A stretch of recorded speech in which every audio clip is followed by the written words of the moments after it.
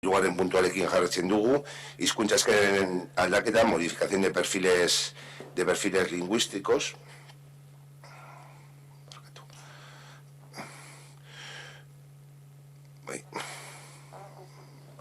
Tecnología. Bueno, gaur ekartzen dena aldatzeko LPZ-an, da, hori, ja duela urte batzuk lanpostu bakoitzak bere perfilarekin egin behar dugu. Horrezagatik, Ortueiako udaletxean 2005-tik aurrera prozesu gogoeta aurrera eman du. Gaurko osoko bilkurari ailegatu da hurrengo proposamena udaleko lanpostu bakoitzari dagokion hizkuntza eskakizuna eta derrigortasun datak eskartzea. Lanpostuak 3 bloketan banatu dira, jende aurrean lan egiten duten pertsonak, gainerako administrazio lanpostuak eta goi mailako teknikariak.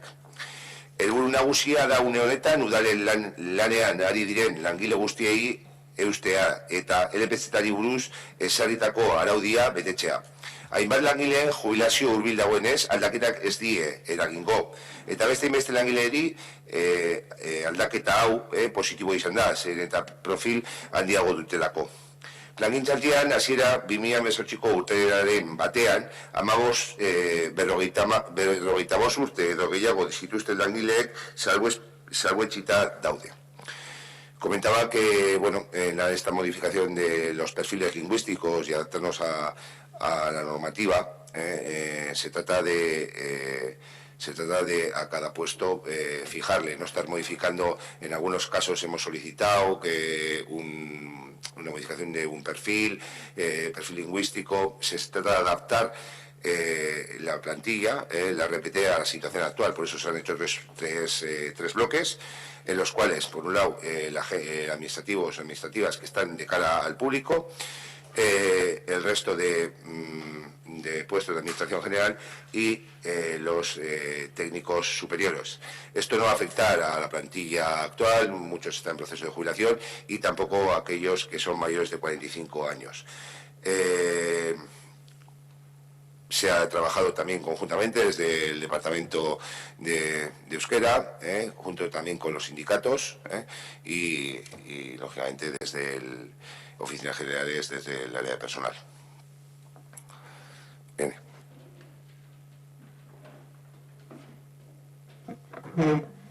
Guretzat beti positiboa da gure hizkuntzaren erabileran aurrera egitea, bai barneko komunikazioan, bai jendearen arretan.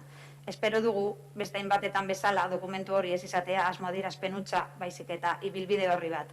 Gure hizkuntza dagokion tokian jartzeko eta horrela, udalerriko eskualdun guztiei berdintasunezko eta kalitatezko arreta emateko. Batzuentzat, euskara diskriminatzen eta zatitzen duen hizkuntza da. Guretzat bizitza ulertzeko modu bat da. Gure kultura da herri gisa. Eta hizkuntza guztiak bezala aberastasun kulturala da. Zalantza daukagu, zergatik justo gaurko osoko bilkuran onartuko dugun puntu hau. Euskaraldian parte hartzea tokatzen delako, edo euskararen eguna hurbil dagoelako. Badakigu udaletxe honetan aririk gabeko puntadas dala ematen. Baina arestian esan dugun bezala, hizkuntza normalizazioan aurrera egitea den guztia ados egongo gara. Decía que para nosotras todo lo que sea avanzar en la utilización y normalización de nuestra lengua, tanto a nivel interno como a nivel de atención al público, es positivo. Esperemos que, como en otras tantas ocasiones, este documento no sea una mera declaración de intenciones, sino una hoja de ruta con un objetivo firme. Con el objetivo firme de poner nuestra lengua en el lugar que la corresponde y de este modo poder dar una atención igualitaria y de calidad a todas las personas euskaldunes del municipio.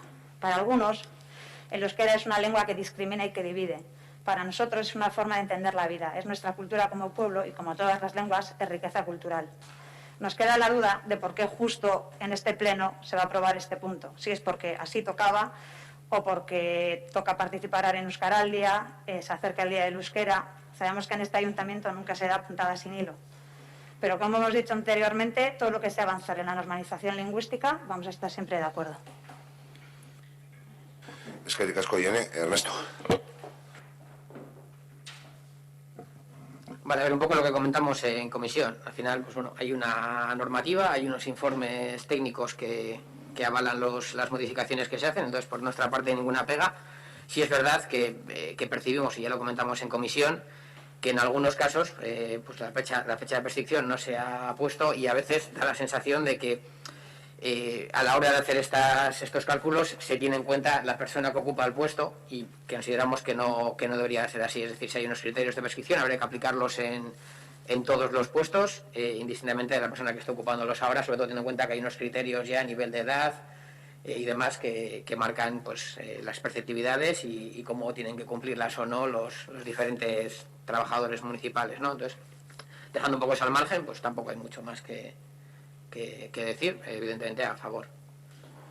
Eskerrik asko, Ernesto. Bozketa egingo dugu, hizkuntza eskakizunen aldaketaren alde. Onartutzat geratzen da.